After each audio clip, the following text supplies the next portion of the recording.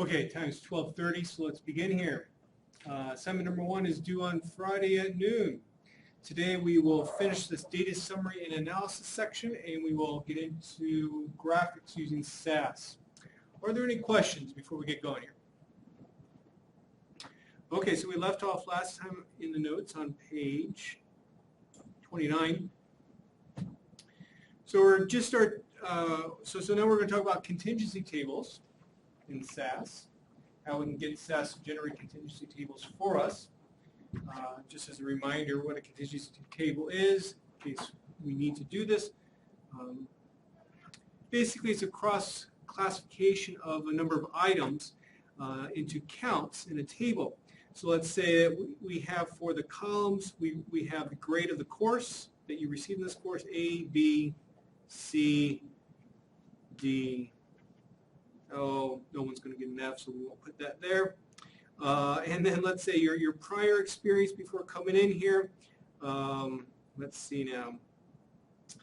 Suppose you've used SAS and R, and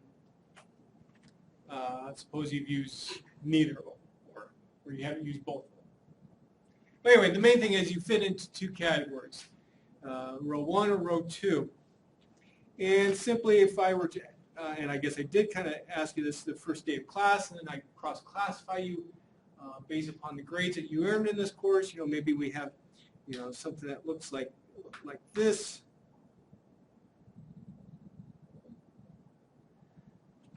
So 5 people who did have SAS and R experience got an A in the course. And then we also can have a total column and a total row and a total column, which just marginally summarizes what happens. So there's simply a contingency table that includes total rows and total columns. And so to form a contingency table here, we're going to use probably my favorite data set. And that's one reason because I collected it myself. And this is comes from my very first paper that I ever wrote. And what the data set looked at was, well, what factors affect the probability of success for a place kick in the NFL? Now, in terms of place kicks, there's 2 different kinds. There's a field goal, which is worth 3 points if successful, and a point after touchdown, which is worth 1 point if successful. And I was curious, well, what factors based upon game conditions would affect the probability of success? Just to give you a quick little example of a place kick, just in case for those of you who are not as familiar with football as I am. Well, while this is not from the NFL, this is, though, maybe the most famous. The decision is made, Henry, number of Nebraska football here. This is from the 2008 season. Nebraska was playing Colorado, and we were screwing things up, and so we were actually down by 1 point with like 1:50 left. It's 31-30, and we had screwed some stuff up on this particular possession, and we were left with attempting a 57-yard field goal to put us ahead. So again, if the field goal was successful, it would be worth 3 points, and the score of the game would be 33-31. We would be winning. So fortunately, my direct connection to the speakers here is not working from my computer, so I'm just simply going to turn on my external mic, and maybe you'll be able to get a little bit of the sense of what happened during this game. And so 90 is going to come out and try a 57-yard field goal to win this ball game. Actually, there's still 1:50 left. Let's see, they're going to put it down, yep, at the 47-yard line. So if he were to hit it, it'll go in the books as the longest. Okay, so we were left with a 57-yard field goal. So this is Alex Henry right here. He's going to try to kick a ball off the end, and he's going to try to get it within this region here. If he does, the Nebraska scores 3 points. If he doesn't, basically Nebraska loses the game. And let's see what happens here. And there goes Alex. you can kind of see there's the ball. It goes right within that goal area, and you can see everyone's excited. Everyone's jumping around. I was at that game. The stadium was actually moving. People were so excited. That's not me at the stadium, though. But anyway, there is a field goal, which is one kind of place kick.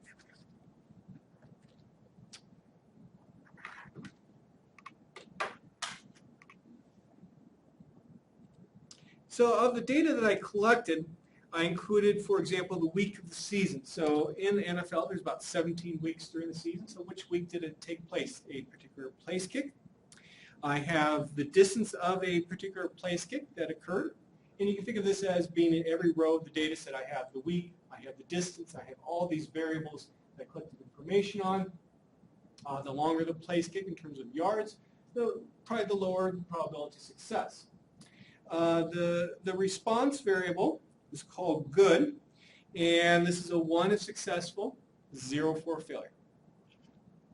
Now we're going to look at a contingency table that summarizes good with a variable called change.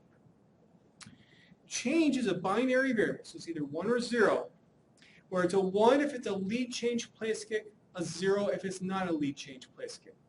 What I mean by that is, let's say, like in that Colorado-Nebraska game, if successful, instead of Colorado winning the game, Nebraska would be winning the game. So in that particular case, it's a lead change place kick, because now Nebraska would be ahead. So if instead, let's say the score was 31-0 and we attempted a field goal, well, if successful, the score would be 31-3, and that's not changing who's winning the game. So that would not be a lead change place kick. So my change variable would be a 0. Any idea what this change is trying to measure then? What do you think, for those of you who are football fans? What more abstract thing am I maybe trying to measure with this variable? Pressure. Pressure, exactly. Because you would think there might be more pressure on that kicker if successful, he causes a lead change. And so, how do you measure pressure? This is one way that I attempted to do that. Okay, so I collected information on 1,425 place kicks for this particular season here. And let's go ahead and take a look at the data. There we go. Okay, so I do the usual stuff at the very beginning of my program. And just do that. And then I'm going to import the data. This is where the data is actually located. It's a comma delimited file. So I use proc import to import it. And then I use proc print to print the first 5 observations from the data set. And this is what we get. So the very first observation of the data set, week 1, the distance of the place kick was 21 yards. It was a lead change place kick, and it was successful. Okay.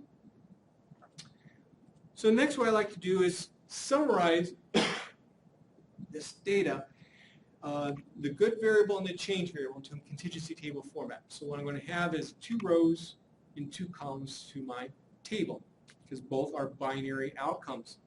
And to do that, I use a procedure called proc freq. Freq there stands for frequency, because what I'm looking for is, well, what's the frequency of having a success and a lead change place kick together? What's the frequency of having a success and not a lead change place kick together?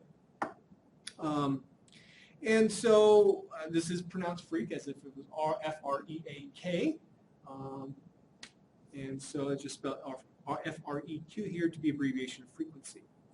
So proc freq, again, I have some options after it. So I specify where my data is.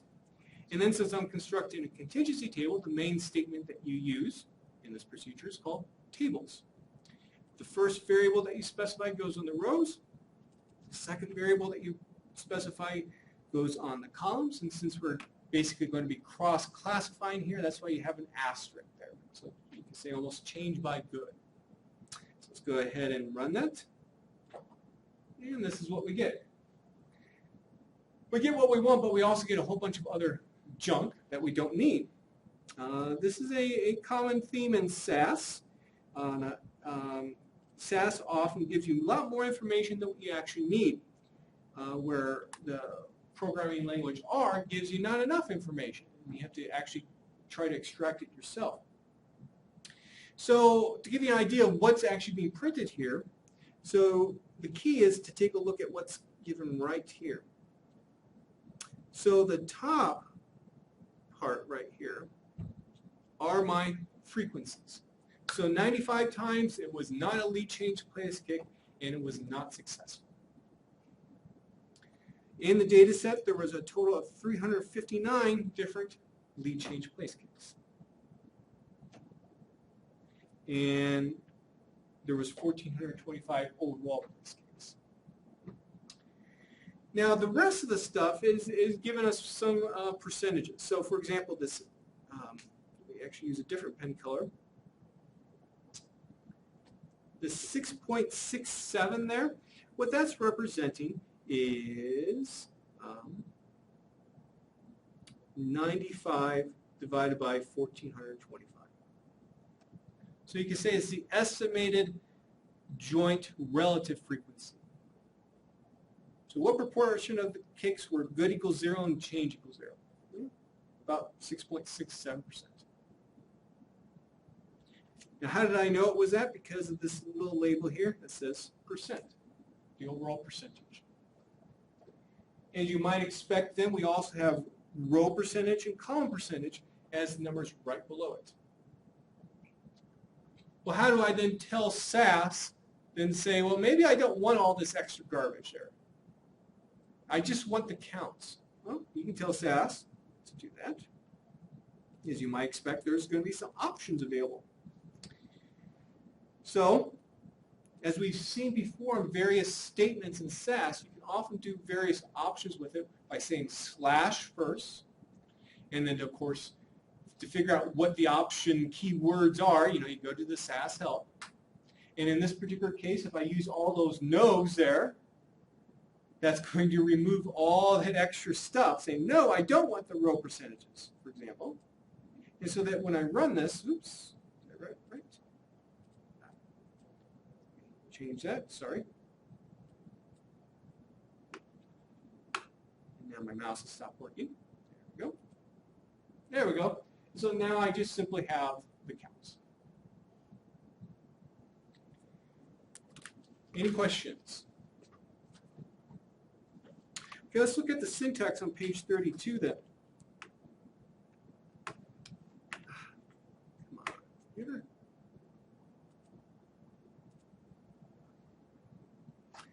So again, this comes directly from the help. And I purposely put this here to draw similarities to what we've seen before so you can get used to the general syntax, not just in this particular procedure, but other procedures. So here I have a particular statement called by. And what does by do? It does the same thing, but by levels of another variable. Okay, so let's look at then how I could put that to use. This is not necessarily in the notes. Let's look at how I can put this to use with this place kick example.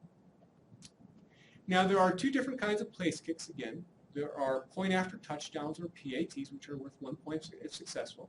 And there are field goals, which are worth 3 points if successful.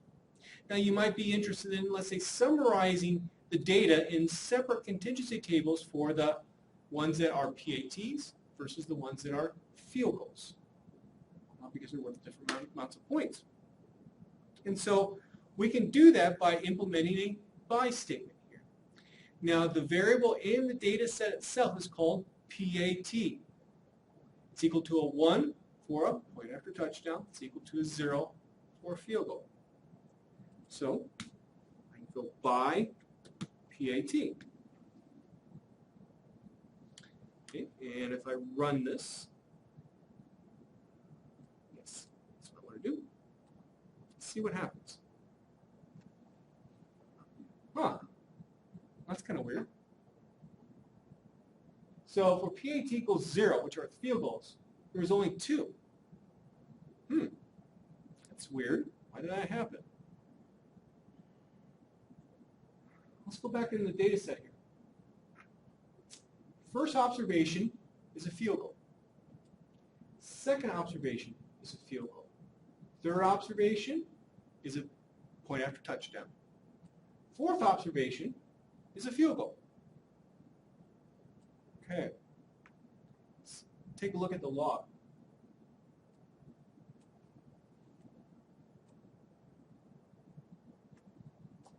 Data set place kick is not sorted in ascending sequence. Oh.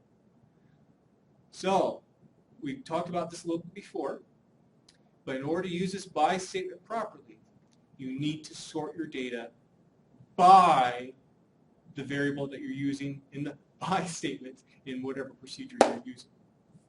So, for example, so how do I sort it? What procedure? Real simple. Proc sort. Yeah, proc sort. Then what do I need? Data equal place kick. Then what? By TAT. And then run. Now when I run this, we get better results. So for example, there were 662 field goals in this data set, 763 point after touchdowns in this data set. Let's take a look at the log, see if there was any warnings. Nope, everything looks good. Okay, so just a very simple example to show you got to be careful. Some other statements here. So output, what does it do? It allows you to extract information in terms of the calculations that are made and put them into a data set. There are examples in my program of how to do that. What's another way that we can extract information in terms of these computations that are made with the procedure? What was another way you can extract it and put it into a data set? Excuse me? ODS, the Output Delivery System. So you can use ODS to do this and make sure that you understand how to do that.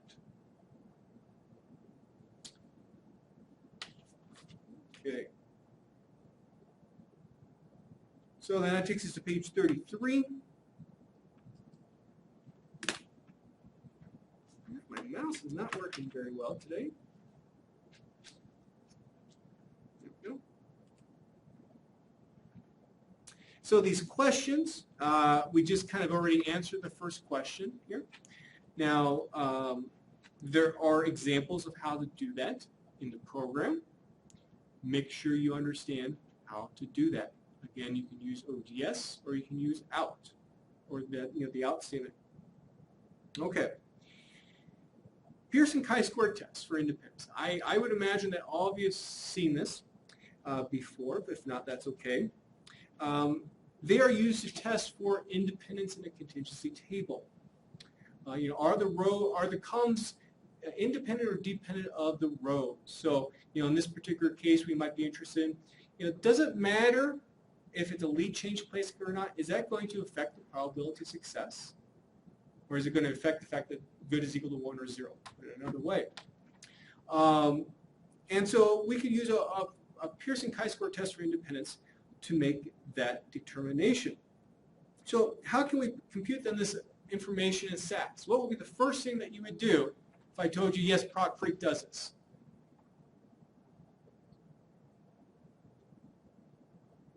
What's the first thing that you would want to do? Go to the help. Go to the help, exactly. So let's go to the help. So Proc Freak is, remember how SAS is broken up into products. Proc Freak is in the stat product. We'll just make that big. I go to the user guide. I find procedures, and I look for Proc Freak. There we go. Okay, now I'm at the Proc Freak help. So you might be thinking, where should I start looking for, like maybe some kind of keyword or something that would tell me what to do here?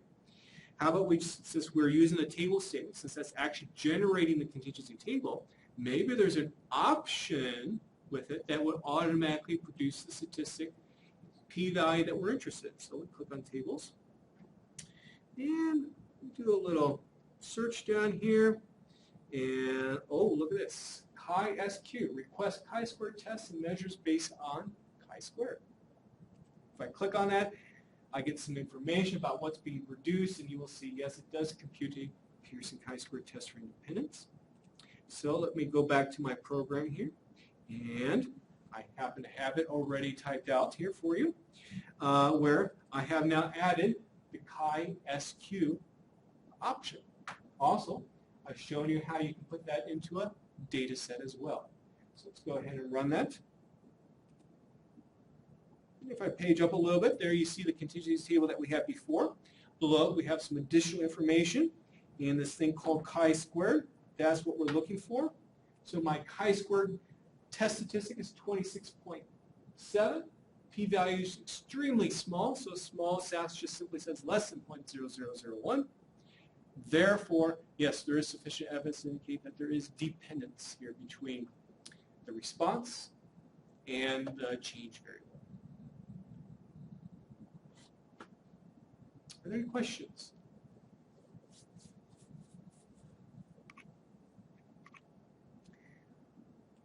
And I just want to emphasize a point here. If you haven't seen this before with my other SAS programs, I do put a lot of additional information in there. And so, I expect you to rerun all the code that we talk about in class via the lecture notes. The way best to do that is to download my programs, run those programs, and also examine the extra code that's in there. That's meant to help you out. Okay, so lastly on page 33, I talked about this once the first Thursday of class. Sometimes when you're programming in SAS, you want SAS to avoid running certain parts of the program. You don't necessarily want to, let's say, put an asterisk on every single line that you want SAS to maybe skip over for some reason.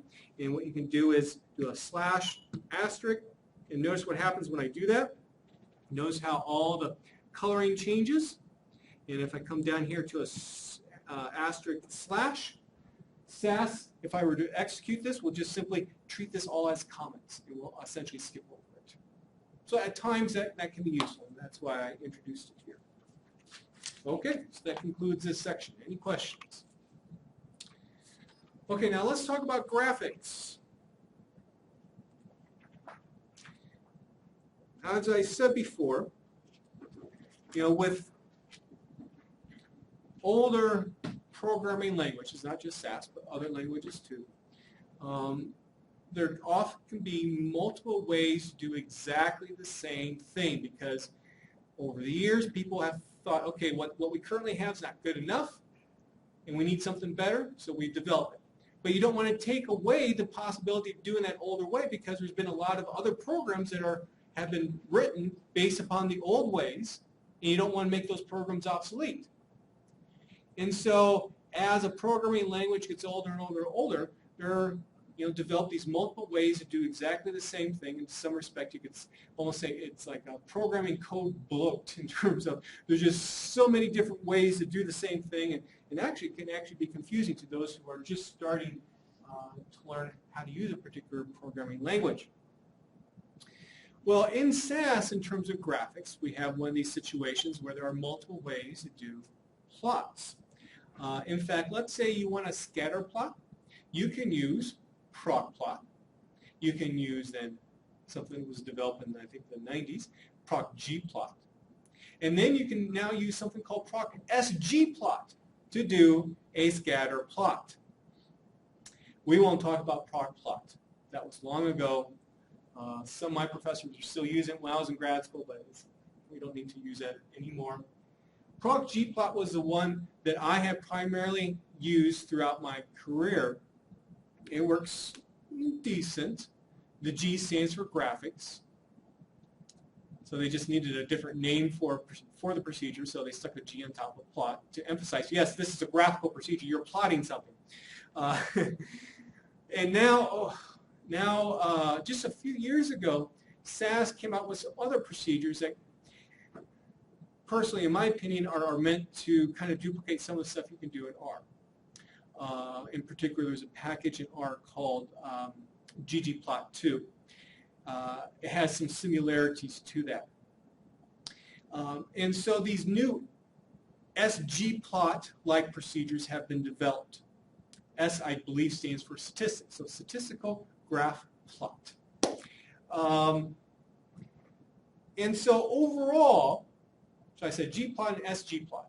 Overall, there's many different G-based procedures. There's G-contour, there's G-replay, for example, in addition to G-plot. There's also, I think, 5 SG procedures as well to do various graphics. And originally, when constructing these lecture notes, I was planning on talking about both. But then as we've been going along this semester, I see things are not going as fast as I would like in terms of getting through the lecture notes. That's going to happen whenever we teach a class for the first time. And when I was developing these notes, I found, and I hadn't actually used sgplot before since it was fairly new, I found that to be better than the previous ways. After all, that's why they have been developed now, to get something better. And so what I decided to do is make the decision, well, decided to make a decision. My wife says I'm very indecisive, so she'd be good to hear that. I've decided to make a decision, and we are only going to talk about the SG procedures here in this class. My feeling is that these procedures will simply eliminate the need for these G procedures in the near future. So I think they are better. However, you're welcome to take a look at my notes with the G procedures. I guess if we do have time in this course, in terms of the SAS part of the course, I can always come back and do the G procedures. So the notes are available to you. Now, since I did construct these notes, assuming that I was going to do the G procedures first, there are a few different places in my SG procedures discussion where I say, oh, this plot's just like the one that we did with the G procedures. So I'll make small modifications as we go along. I think it will be clear when we go through this. So because we are skipping some notes, that takes us to page 11.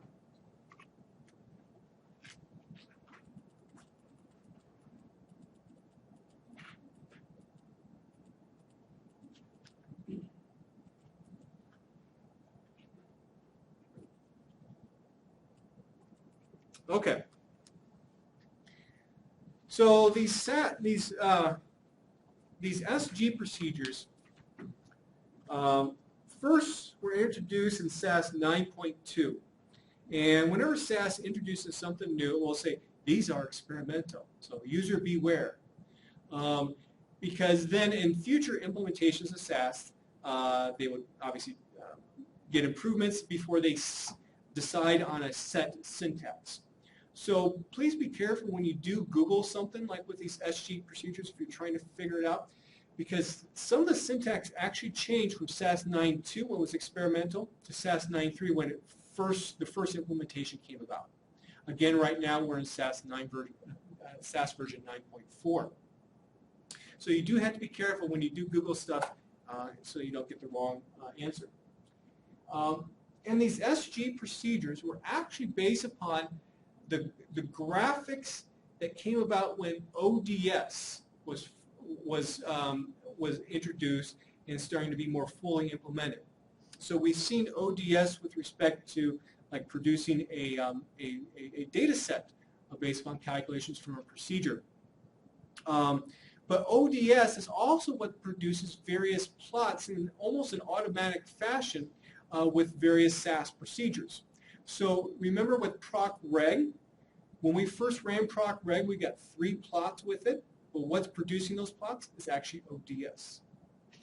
And so what SAS did was it said, okay, let's take this new graphical system that we have put into place that puts graphs into the results viewer, let's give users a more direct way to use those graphics. And that's how these SG procedures came about.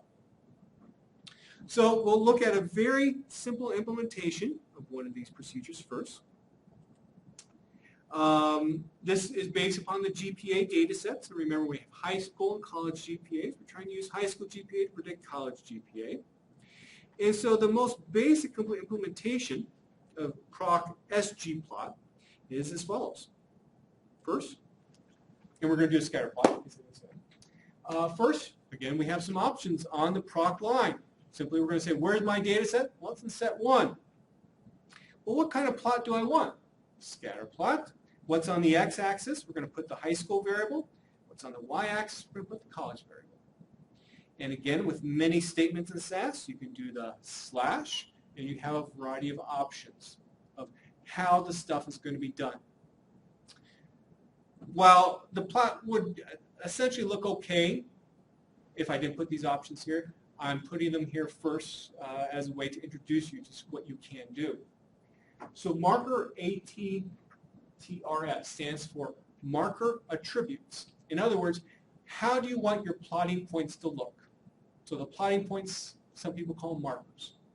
Attributes means, well, like the colors, the size, all that good stuff. So marker attributes equal, and since I'm going to have a variety of different options and also have some equal signs dealing with these options, I put everything inside of parentheses.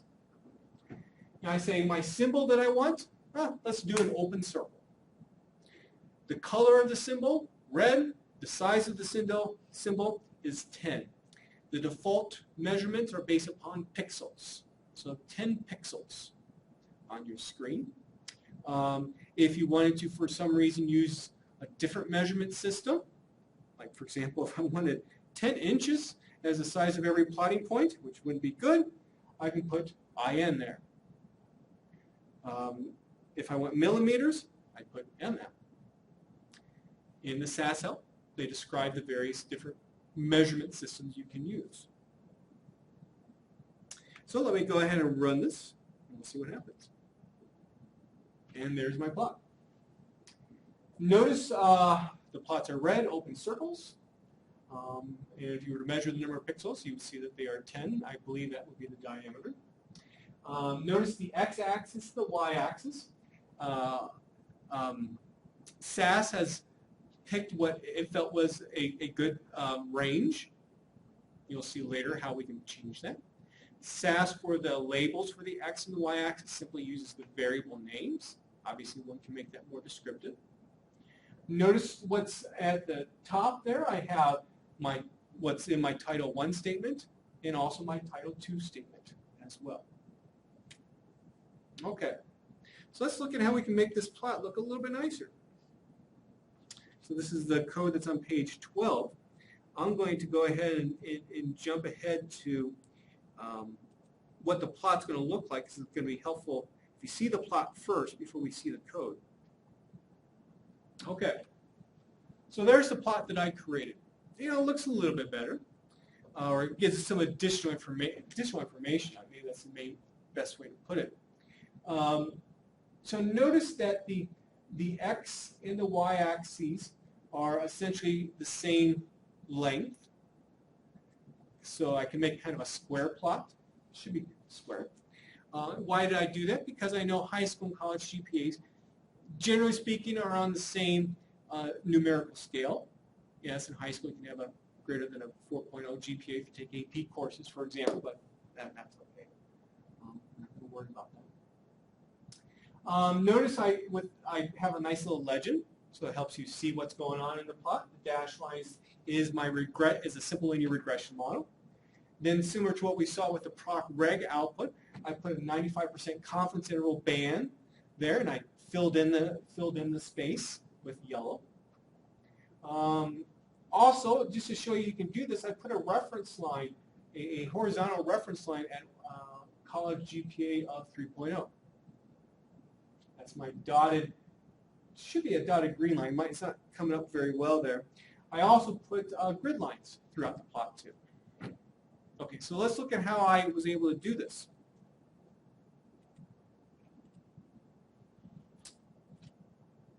So you can see my code has become a lot longer.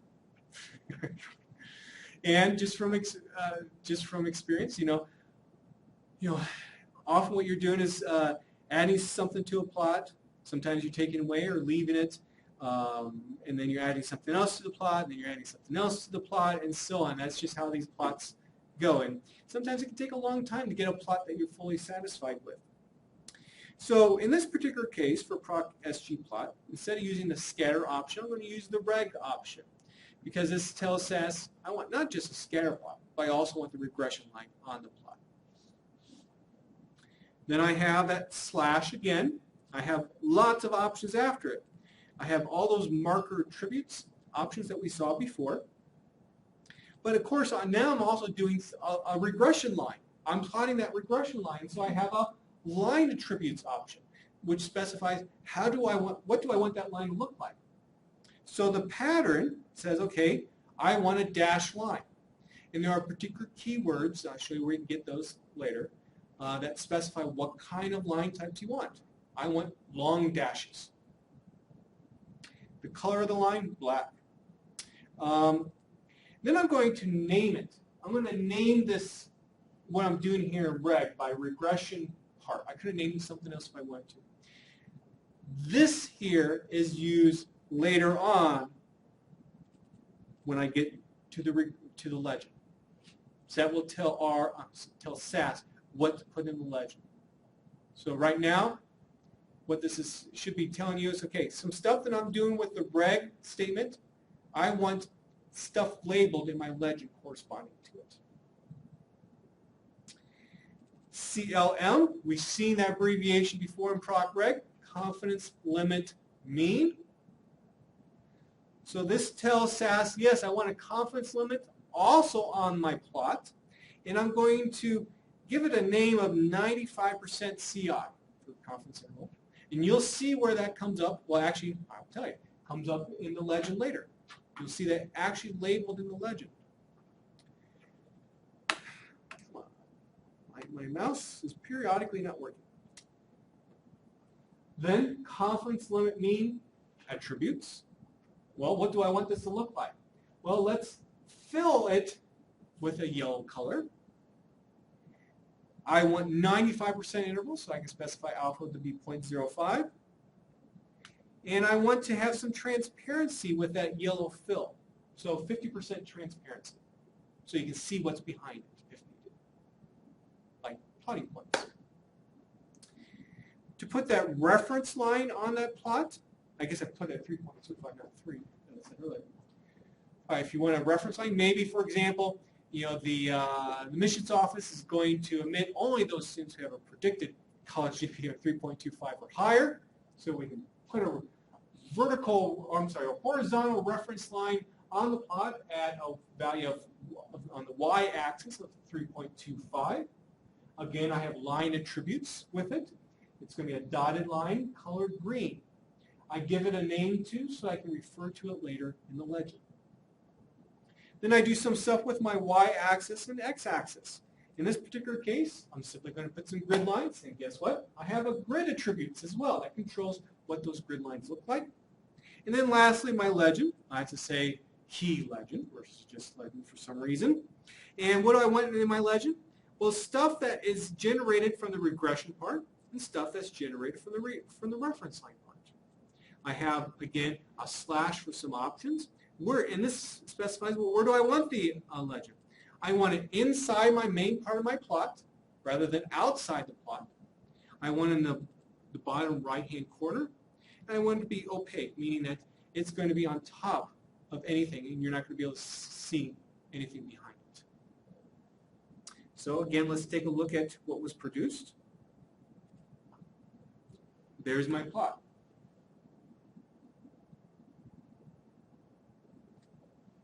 Let's see here.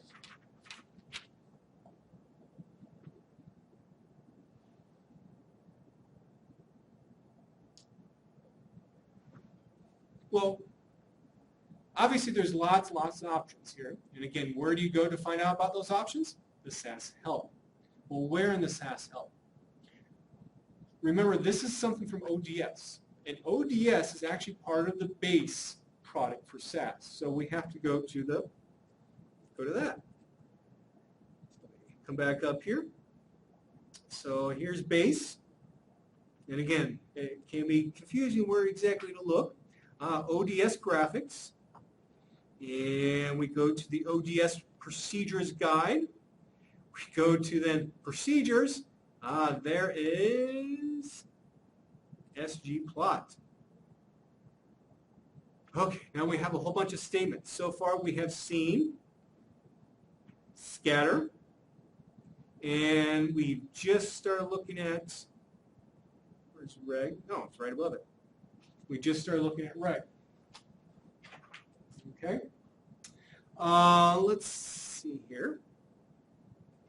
So let's look at some of these attributes.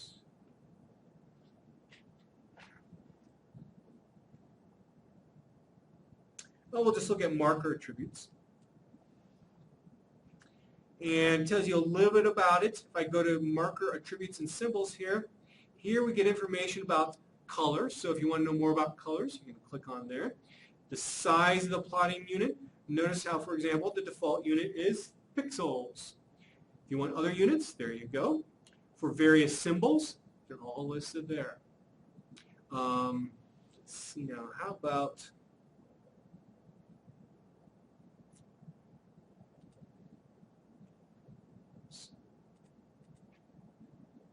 okay, let's look for lines.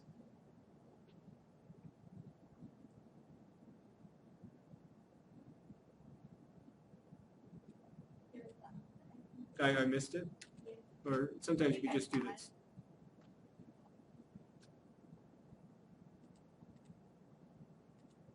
And here are your lines.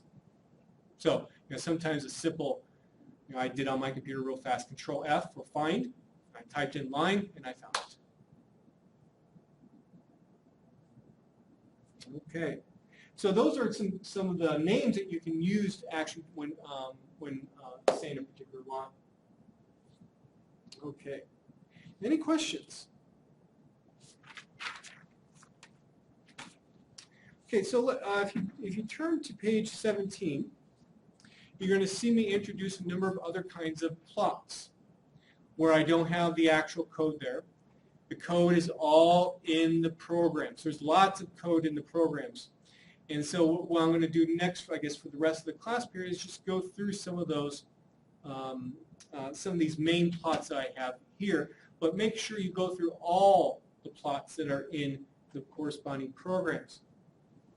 One thing that I wanted to mention, though, now that I think about it, before I move on, though, is this morning while I was going over my lecture notes, I decided to add an additional use of that proc Scatterplot that we just saw, where the main difference is a little bit with respect to the legend.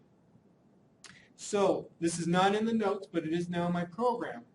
I added this here, legend label equal fit. All this is going to do is that for the regression line, when it's actually on the plot, I guess I never executed that code to begin with. So notice how it says regression there. I never told it to label it as regression. That was the default. If you wanted to change it to something else, like fit, for lack of a better name, that's where legend label, that's where that additional option comes in. That can be useful at times. So that's why I decided to put that in there.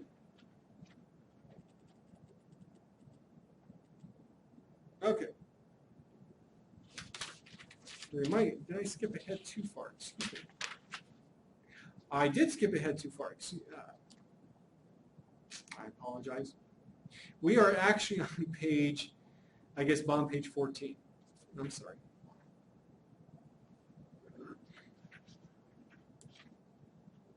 I was going a little bit out of order there and realized I skipped something. Okay, so bottom page 14 and mainly on page 15 and 16, I talk about now how we can do a scatter plot again, but with the serial data. So if you remember with the serial data, we have some information about the sugar content and the fat content of the cereals, and we also have information about the shelf. Is it shelf 1, 2, 3, or 4?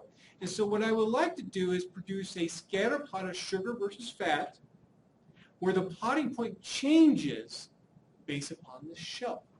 That can be quite informative for us, given the goals of this. So, go back here. Just need to execute some quick code here so I can get the serial data ready to go.